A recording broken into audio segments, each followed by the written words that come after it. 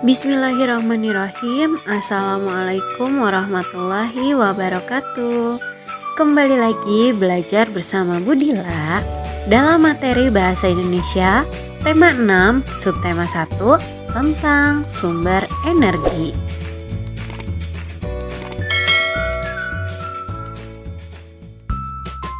Sebelumnya, apa itu energi? Energi adalah kemampuan untuk melakukan usaha. Jika kita mempunyai energi, kita dapat melakukan segala kegiatan. Energi tidak dapat kita lihat ya, tetapi dapat kita rasakan. Misalnya saja, ketika kamu selesai berolahraga, tubuhmu akan terasa lelah. Hal itu terjadi karena energi atau tenaga yang berada di dalam tubuhmu sudah digunakan untuk melakukan suatu kegiatan. Nah, untuk memulihkannya, kamu harus beristirahat serta makan dan minum yang cukup agar tubuhmu menjadi segar kembali. Manusia memperoleh energi dari sumber energi. Apa itu sumber energi? Ada yang tahu? Oke. Sumber energi ialah benda yang dapat memberikan energi pada benda lain untuk melakukan suatu kegiatan, atau semua benda yang menghasilkan energi disebut sumber energi. Tuhan menciptakan berbagai macam sumber energi. Air dan udara adalah sumber energi. Tumbuhan dan hewan adalah sumber makanan. Makanan menghasilkan energi bagi tubuh. Nah, oleh karena itu, tumbuhan dan hewan pun adalah sumber energi ya.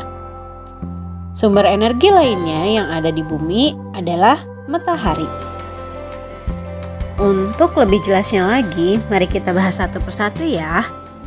Yang pertama ialah matahari. Matahari merupakan sumber energi terbesar bagi kehidupan manusia. Tanpa matahari, tumbuhan tidak dapat melakukan fotosintesis atau proses pembuatan makanan sendiri bagi tumbuhan. Selain membantu proses fotosintesis, matahari juga merupakan sumber energi listrik. Melalui pembangkit listrik tenaga surya atau PLTS, energi cahaya matahari diubah menjadi energi listrik. Nah, kalian tahu, salah satu PLTS terbesar di Indonesia terdapat di Karangasem, Bali. Yang kedua ialah makanan. Makanan yang kita makan sehari-hari berasal dari tumbuhan dan hewan. Tumbuhan memperoleh energi dari matahari, sedangkan hewan memperoleh energi dari tumbuhan ataupun hewan lainnya. Sebagai sumber energi, makanan berfungsi untuk menggerakkan organ-organ tubuh, memenuhi keperluan hidup, dan mempertahankan kelangsungan hidup. Sumber energi yang ketiga yaitu air. Air bukan hanya sumber energi bagi tubuh loh. Air juga ialah sumber energi listrik. Biasanya air akan ditampung pada sebuah bendungan atau waduk dan kemudian dialirkan. Aliran air ini memiliki kekuatan yang disebut energi kinetik atau energi gerak. Energi kinetik inilah yang menggerakkan atau memutar kincir atau turbin pada pusat pembangkit energi listrik. Putaran yang dihasilkan turbin ini akan menggerakkan generator listrik. Generator listrik inilah yang membangkitkan energi listrik.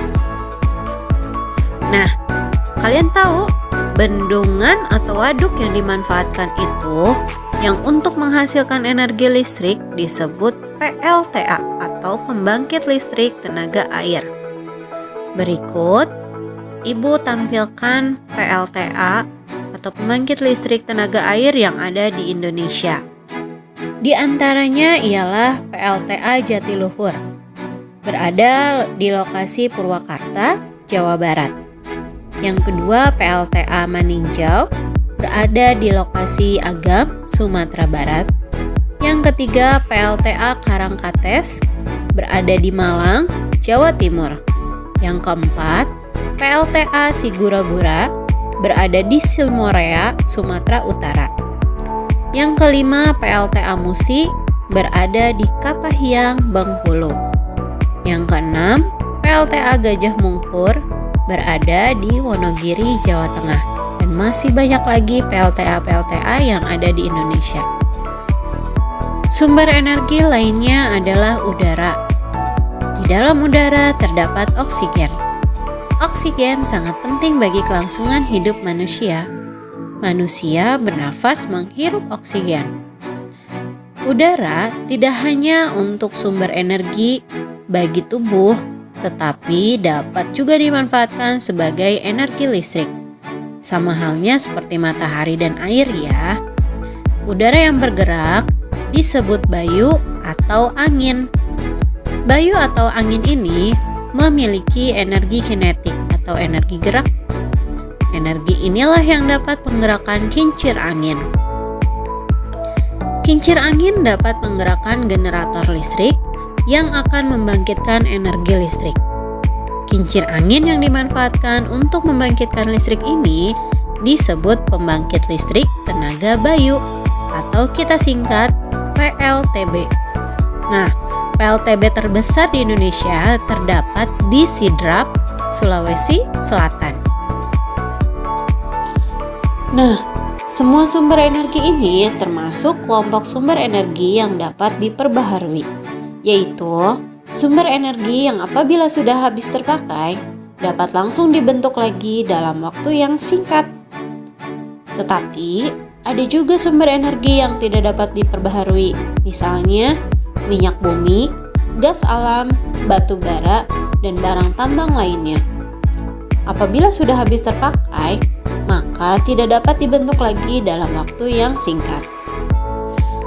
Agar sumber energi yang telah disediakan oleh alam ini tidak cepat habis, maka perlu dilakukan tindakan penghematan energi sedini mungkin.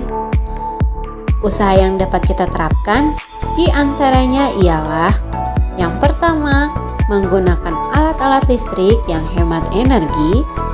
Kedua,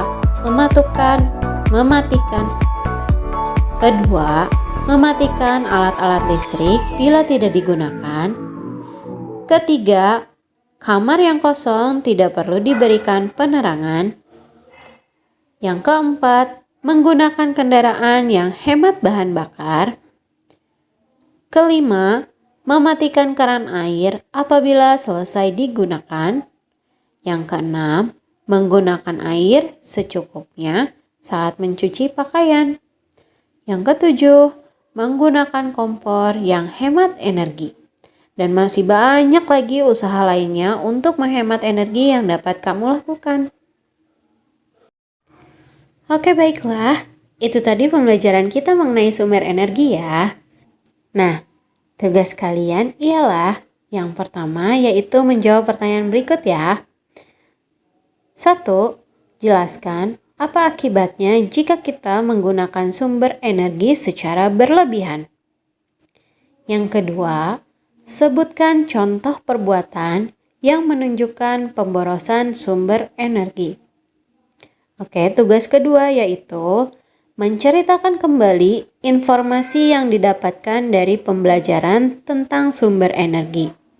Kalian buatlah dalam bentuk video. Sekian pembelajaran kita kali ini. Semoga dapat bermanfaat untuk kalian semua. Semoga kalian dapat mempergunakan sumber energi dengan baik dan tidak berlebihan atau tidak boros ya. Tetap jaga protokol kesehatan, selalu ingat pesan ibu, lakukan 3M, memakai masker, menjaga jarak, dan mencuci tangan. Terima kasih. Wassalamualaikum warahmatullahi wabarakatuh.